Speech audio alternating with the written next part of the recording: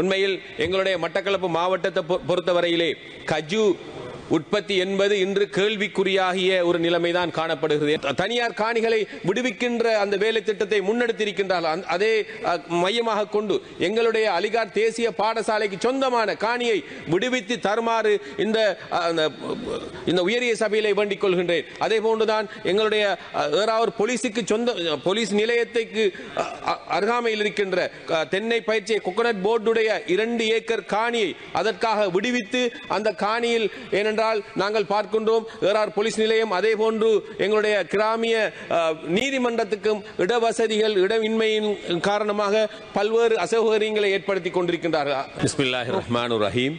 புலமை சொத்துக்கள் சம்பந்தமான விவாதத்தில் பேச கிடைத்தமையிட்டு இறைவனுக்கு நன்றி செலுத்தியவனாக நாங்கள் இன்று இந்த பாராளுமன்றத்தில் பார்க்கின்றோம்.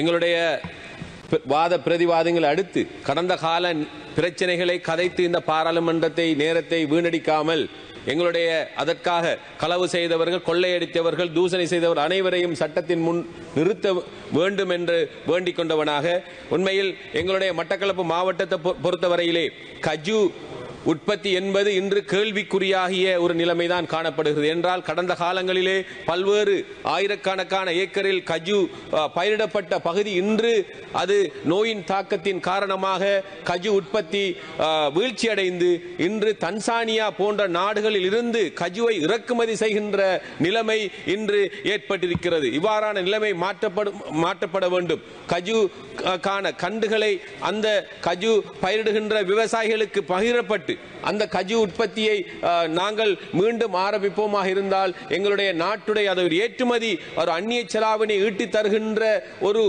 கஜு உற்பத்தியாக மாற்றப்பட வேண்டும். அந்நிய செலாவணியை இந்த நாட்டுக்கு பெறுகின்ற வகையிலே எங்களுடைய திட்டங்களை வழிவகுக்க வேண்டும் என்று நான் கஜு கோஆபரேஷனை வேண்டிக் கொள்கின்றேன். ஏனென்றால் இன்று பார்க்கின்றோம் கஜு மூலமாக மட்டக்களப்பு மாவட்டத்தை பொறுத்தவரையிலே நிறைய ஏழை மக்களுடைய தொழில் வாழ்வாதாரமாக காணப்படுகிறது. அந்த வாழ்வாதாரத்தை மேம்படுத்துகின்ற வகையிலே அவர்களுக்கான வாழ்வாதாரத்தை அடிப்படையாக கொண்டு அவர்களுக்கான அந்த ஏற்பாடுகளை செய்ய வேண்டும். கஜு வெட்டுகின்ற அந்த மெஷின்கள் கஜு தயாரிப்புக்கு தேவையான அனைத்தையும் வழங்க வேண்டும் என்று இந்த இடத்திலே நான் வேண்டிக் கொள்கின்றேன். அதே போன்றுதான் நாங்கள் இன்று பார்க்கின்றோம் எங்களுடைய அலிகார் தேசிய பாடசாலைக்கு சொந்தமான ஒரு காணியை அதுக்காக சுவீகரிக்கப்பட்ட காணியில் ஏறாவூர் போலீஸ் நிலையத்தில் கையகப்படுத்திக் கொண்டிருக்கின்றார்கள். எங்களுடைய ஜனாதிபதி கௌரவ அனுரகுமார் திசாநாயக்க அவர்களுடைய இந்த நாட்டில் இருக்கின்ற ஒட்டுமொத்த அரச தனியார் காணிகளை விடுவிக்கின்ற அந்த வேலை திட்டத்தை முன்னெடுத்திருக்கின்றார்கள். அதே மையமாக கொண்டு எங்களுடைய அலிகார் தேசிய பாடசாலைக்கு சொந்தமான காணியை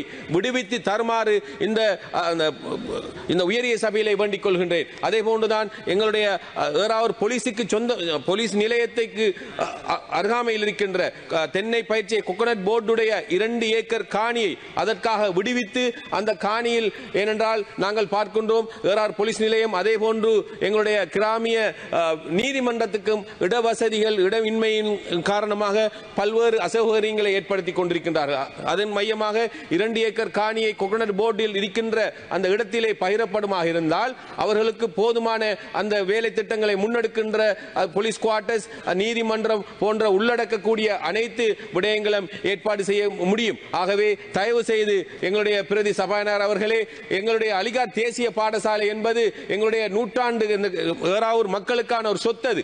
அந்த கல்வி நடவடிக்கையில் மேற்கொள்வதற்கு அந்த மாணவர்களுக்கு சுமார் 2000க்கும் மேற்பட்ட மாணவர்கள் கல்வி ஏற்கின்றார்கள். அவர்களுக்கான இடவசதி இல்லாமல் அவதி கூறுகிறார்கள். ஆகவே தயவு செய்து நாங்களும் தொடர்ச்சியாக இந்த பிரச்சனை சம்பந்தமாக பேசிக் கொண்டிருக்கின்றோம். கடந்த காலங்களிலே பாதுகாப்பு சபைக்கு இந்த பிரச்சனைகள் கொண்டு செல்லப்பட்டு பேசப்பட்ட விடயம். ஆகவே தயவு செய்து அலிகார் தேசிய பாடசாலைக்காக சுவீகரிக்கப்பட்ட அந்த காணியை அலிகாருக்கு பெற்றுத் தருமாறு இந்த எங்களுடைய நாட்டுடைய கௌரவ ஜனாதிபதி அவர்களுக்கும் இந்த உயரிய சபையிலே நான் வேண்டுகோள் விடுத்து என்னுடைய வாய்ப்புக்கு நன்றி கூறி இறைவனுக்கு விடைபெறுகின்றேன்.